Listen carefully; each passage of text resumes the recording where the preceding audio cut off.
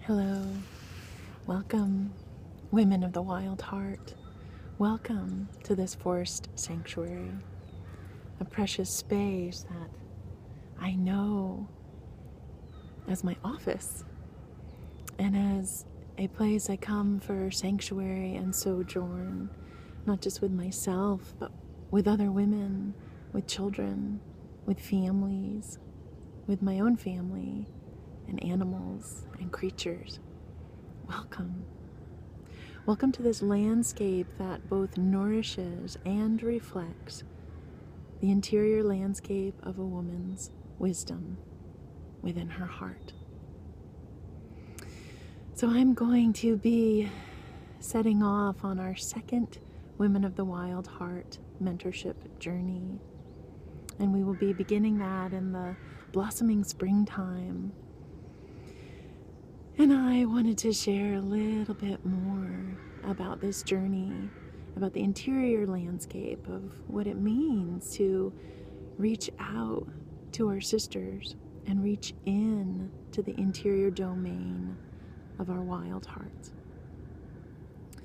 I've been working with women for over 15 years. And in that time, not only in my own personal process, but in getting to walk beside women very intimately, I've discovered something quite heart-wrenching and liberating.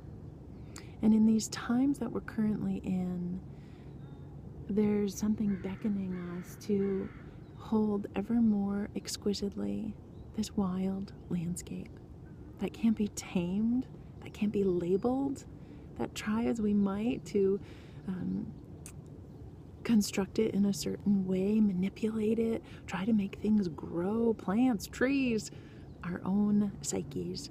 We cannot make those happen a certain way. For indeed, that landscape of our hearts is such both an unknown and known domain. We know it as women when we touch it. And we know it as sisters when we see another woman touch it for herself. And this is what occurs in our journey of holding space together for one another, for the healing of the sisterhood, and for the entire planet.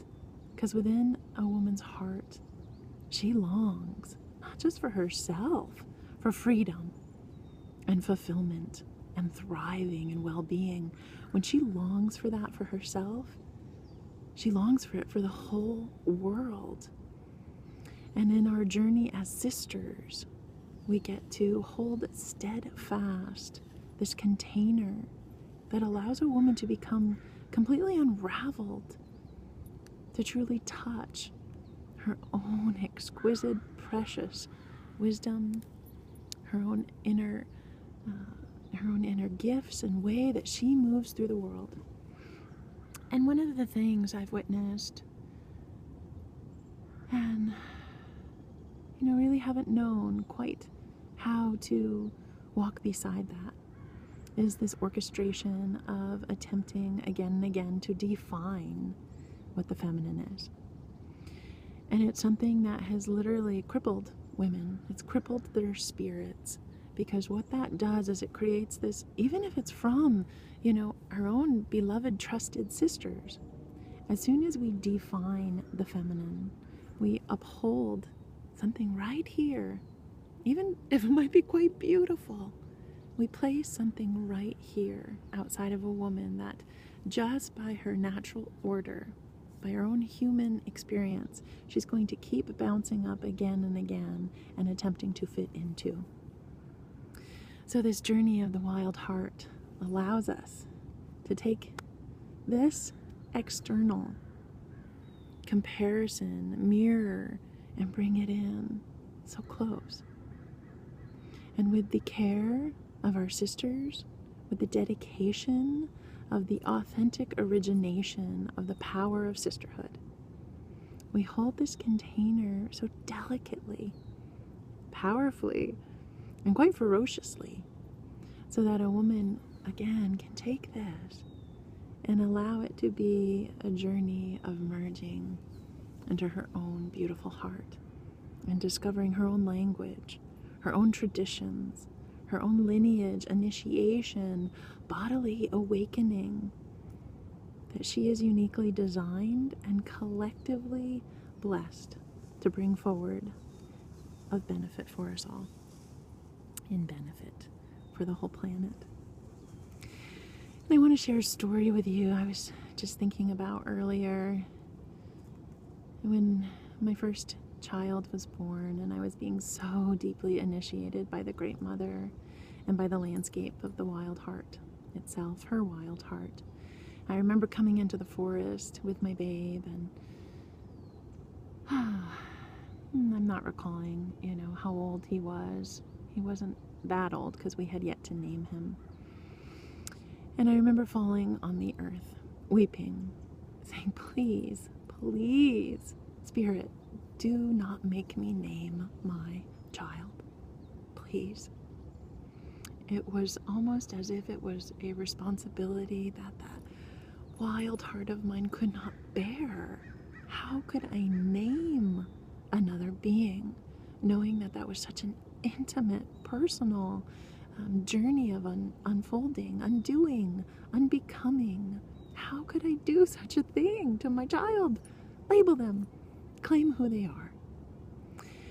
And I recall that landscape of her and the feminine and the uncharted domain took me on a passage that I'm still on, of learning to walk in both worlds and find that interweaving of balance, which so many speak of in terms of the unification of the inner masculine and feminine.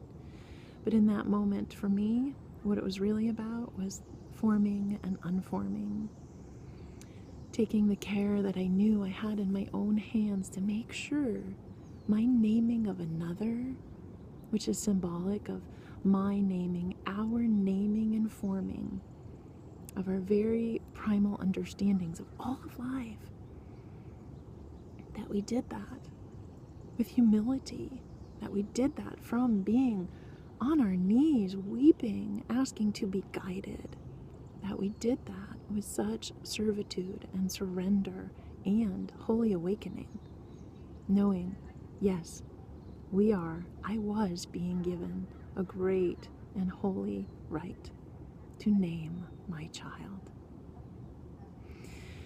So I beckon you into this domain of the wild heart, of this springtime journey of 7 weeks, with an exquisite group of women who I know all carry that same code, that same gorgeous, unnameable, shared intimacy with the source of life itself, and who together, from all walks of life, from all traditions, from all varying possibilities of how we come forward in our own being, in our own selves, in our own name, are joining together to hold space for each woman to come into the center, in the center of her being, to really stand in that beautiful celebration of who she is, how she shares her gifts, and how she wishes, longs to, and has been imbued with the right to go forward in her life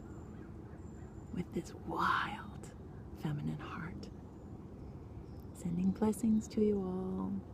Thank you so much for joining me in this landscape of her wild feminine heart.